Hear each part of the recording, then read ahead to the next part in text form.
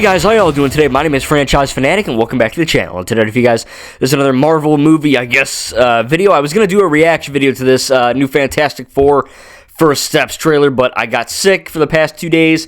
It's not the worst thing in the world. I don't look like I'm dying, but I still didn't want to, get on here and cough or sneeze and blow up or something. So I figured I'd keep it safe, and I watched it in bed when I woke up because I slept in. Because I was sick, I'm not lazy, and I'm like, oh, cool, this is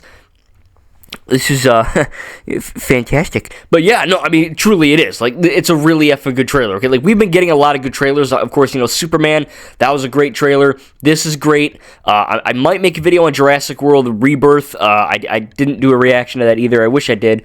I might make a video talking about it, but Fantastic Four has always been kind of a plagued movie franchise. You look at the original with like Roger Corman, I think, or whoever. That original Fantastic Four film. It looks like trash because it was recorded on some guy's VHS whatever from the Stone Age. And there's bootlegs you could probably find on Etsy or eCrater or whatnot. But that movie basically they made it to never see the light of day. They were like, we're gonna make this just so we can keep the rights, and then we're gonna bury it. Okay, like it's never gonna happen. And apparently it's horrible. I haven't seen it. Maybe I'll watch it one time if I can find a copy or whatnot. But yeah, it looks genuinely bad. And then of course you get the 2005 film with Iron Gruffit or whatever his name is. Of course, Human Torch, Chris Evans and Michael Chiklis and Jessica Alba, that's right, I almost said Sue Storm. Jessica Alba playing Sue Storm. And I think, look, that movie from 2005, it ain't bad, okay? Like, it's not a masterpiece, but upon rewatching, I think I watched the extended version, which is like, 10 minutes longer or whatever. It's not bad, you know what I mean? Like, it's not the worst thing in the world, it's not the best thing in the world either. It's just kind of average. And then they made 2007's Rise of the Silver Surfer, which so far is my favorite Fantastic Four film. I thought it was really good. It went from a PG-13 to a PG, so they went a little bit down. Probably still should have been PG-13, I'm not going to lie. But I don't know, I guess they wanted to make it, because it's Marvel's first family, so they probably wanted it to be more a little family-friendly. But whatever. I think it's a good movie. I think Silver Surfer is really cool. I think that cast is my favorite Fantastic Four cast so far. And then, of course, you get to 2015 Four Stick, which, yes, I don't hate that movie either, okay? Like, I know I'm probably alone in this, but it's not great. It's not even that good, but it's not bad. I watched it and I was like, all right, it's whatever, and then I moved on with my day. But yeah, and it's funny now to watch Deadpool and Wolverine, where Deadpool kind of visits all these Fox universes, and you got your X-Men and your whatnot, which is all canon to the MCU now. You've also got that the 2005-2007 version, that's canon, right? We see Chris Evans, Johnny Storm for a little bit in that film. So yeah, like, even though they're not directly a part of the MCU, they are canon to the MCU through the multiverse, much like what they did with Sony. And, like, the Spider-Man Insomniac games, those are canon to the MCU through the multiverse. Like, that's freaking crazy, you know what I mean? The multiverse saga, if anything, gave us a butt ton of really good, even if you don't love all of it, you're still getting, more stuff to be kind of, indirectly tied to the MCU, which is, I think, a good thing. And then, of course, you get 2015, like I said, which that is also part of it, which is, it's whatever. But finally, we get, there's no more crazy rights issues and we can't effing have Fantastic Four and X-Men in the MCU, or we can't have Blade because that's Fox or that's Sony, and Disney they don't own that. And now that Disney's playing nice with Sony and they effing outright bought Fox, you can have that where you can we can have these Sony and these Fox characters in the Disney Marvel movies where it works, and it wasn't just like a blink and you'll miss it moment. Like, this really felt like something that was, in my opinion, at least, earned, which is cool. And now we're getting the first Fantastic Four film in the MCU, even though technically it's not in the main MCU, it's in like a different multiverse, which I think is kind of stupid, because on one hand, you're essentially alienating a lot of the people that don't keep up with all this multiverse crap, you know what I mean? If they just want to, Fantastic Four, they're going to meet Iron Man, or, people that are, like, really out of the loop, and then it don't happen, and they're like, what? You know what I mean? So, look, the Marvel Cinematic Universe is getting more complicated and convoluted with pretty much every movie. But if you have a brain and you use it and you actually, are a Marvel fan and you think it through, much like Star Wars, right? I mean, it's really not hard, okay? You just got to devote yourself if you're a fan and do some critical thinking, or just, pay attention to the shit that you're watching, you know what I mean? And use your brain. It's not really that difficult. So it is a little odd, though, that they did decide to go with that move. But yeah, this is the first, quote-unquote MCU Fantastic Four movie. And yeah, like, it looks freaking great, you know what I mean? Like, genuinely, I think it looks really, really solid. Obviously, you are getting, the main cast. You got Pedro Pascal as Mr. Fantastic, which, look, I'm going to be straight up. I think Pedro Pascal is a fine actor. I think I haven't seen him on a whole lot of stuff, but, obviously, I really know him as Din Djarin from The Mandalorian. But, like, look, he's... I can't say that. He doesn't look like Mr. Fantastic. I'll say that, okay? He doesn't really look like how he should, okay? I'm just going to be straight up. It's not bad, but at the same time, I feel like they could have maybe cast someone else who looks more like him. I'm glad they didn't do any crazy dumb race swapping or gender swapping. And no, there is a female Silver Surfer in this. That's not woke. That's an actual character, okay? Calm down. But I think that Pedro Pascal will do a good job. I just think so far, we haven't really seen him do any stretching yet. We haven't really seen his powers in action, so I don't know how that's going to look. But, assuming it's they're using their Disney money, it's probably not going to look horrible. But it'll be interesting to see how he turns out. Vanessa Kirby is, of course, Sue Storm, who I only know her as in the Mission Impossible film. I think it was the latest one, Dead Reckoning Part 1 or whatever. I think she's good, you know what I mean? Obviously, all the Sue Storms look fine. The Fant Four Stick one, 2015, obviously, that was a little bit different because they're younger. But in this, it is cool to see all of them, for the most part, oldish adults. They're not like 90, but you know what I mean. They're adults, and I think it's really cool to see that, yeah, we're getting a different version of Sue Storm. She looks the part. She looks good.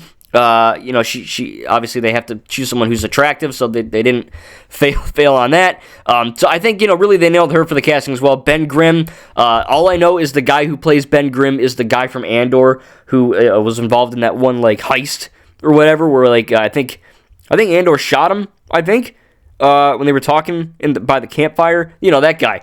That's all I've seen him in, though. So, I mean, I don't even know his name, but he looks fine, I guess, as Ben Grimm. I think he has that, look to him where I think that would work. And then, obviously, The Thing, it's in my thumbnail. It's in the trailer that you're probably seeing. It's in the gameplay that I'm playing Lego Marvel or whatever, but it looks good.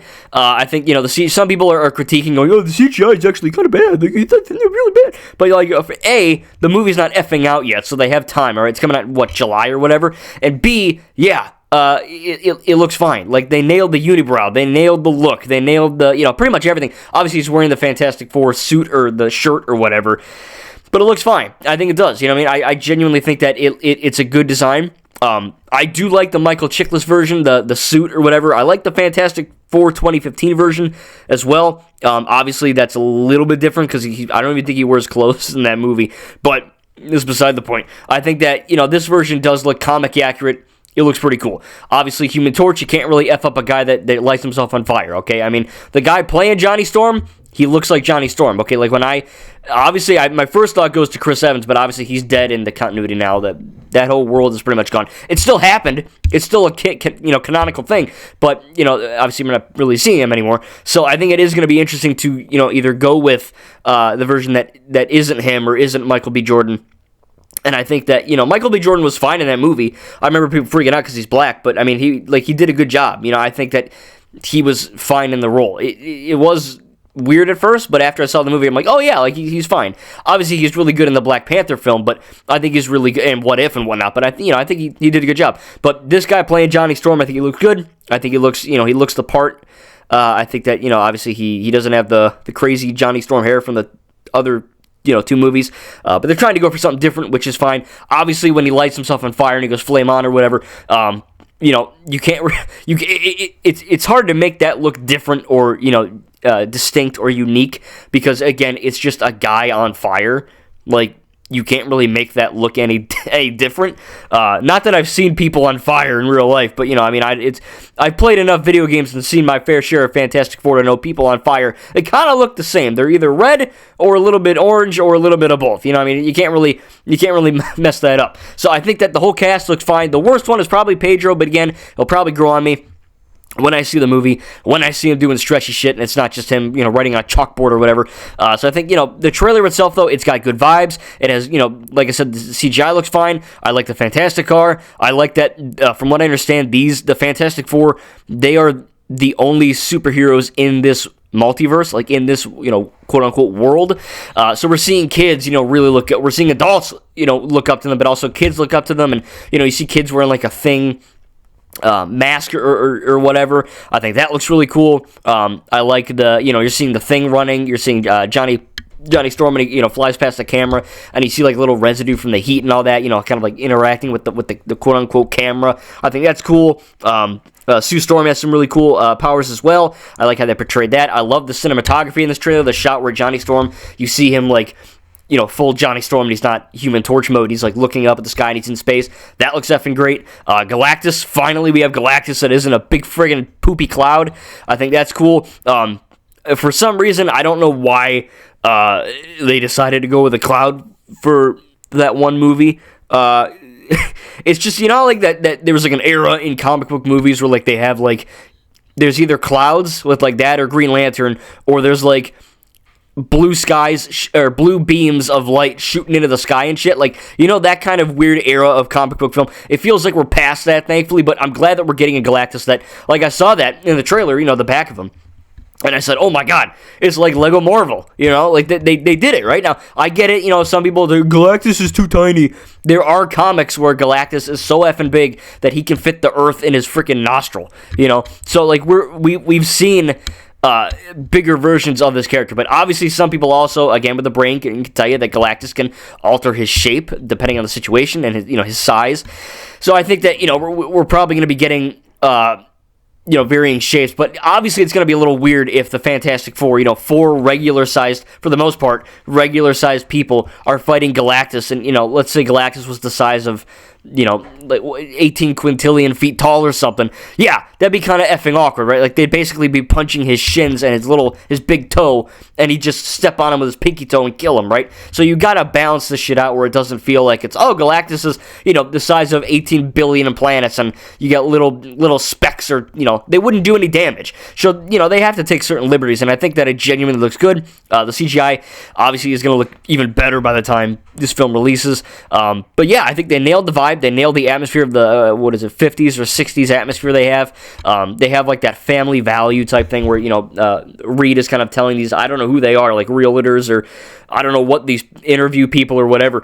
And he's like, oh, yeah, we have dinner together at 7 o'clock every day, no matter what. And it feels like I wasn't around in the 60s, and I know morals for a lot of people have gone down the toilet, but, now, and media literacy is at an all-time low. It's basically Sodom and Gomorrah 2.0 at this point. And it's really interesting to watch that and be reminded that, oh yeah, people had dinner together. You know what I mean? People sat at the table and they ate bread and drank water. You know what I mean? Like, now, I get it, every family's different, do what you want, but it's interesting to kind of, be reminded of, oh yeah, people did that. That was like a normal thing back then. And then, of course, you get kind of the aspect ratio change and all that when Reed is kind of talking to Sue about the powers and all that, and I genuinely love that Reed is kind of telling his wife, hey, you didn't turn invisible back then, and Ben wasn't a rock, and Johnny couldn't light himself on fire, and I couldn't stretch, and Sue, counters that by saying, Ben was always a rock, and obviously people with a total of one brainstem went, oh my god, that's such bad writing, Ben wasn't a rock before, he was a human, and I'm like, oh my god, like, people are so freaking dumb, I swear to god. So people that don't know, I'm assuming you know this, but people on Twitter or Reddit that don't know this, what Sue Storm was doing, it's a term we call a metaphor. Sue did not mean that Ben Grimm was a physical rock. Like, he was not a boulder, right? When you are called the rock of something, that means you are the foundation of something, right? Like, Jesus, this is, I don't know, something in the Bible about a fucking rock, that kind of thing, right? Cole, the master of Earth in Ninjago, right? He is called the rock or foundation of the group by Harumi in season 8, literally meaning that he is like, the leader, right? The person that they look up to and a respectful person. And that's what Sue's telling you. Ben was always a rock. Ben was always someone that was, strong in a foundation of this group. Johnny was Johnny. I love the fact that she mentioned, because she can turn invisible, right? And she says, I was always right here, meaning that, I'm still being seen by you and all that. And I think it's, that's a really good way to kind of spin that. And obviously you get the hard right Republicans probably having a meltdown. Oh my God, the woman is better than the man. And they're all freaking out. But it's, first of all, it's a trailer. It's a good spin on the words, and it's Sue reminding Reed that these powers don't define them in a negative way. If anything, it boosts them up in a positive way. And that's effing good writing. I don't care that the woman had to tell the man that you're looking. If you think that shit's woke, you're looking way too into it.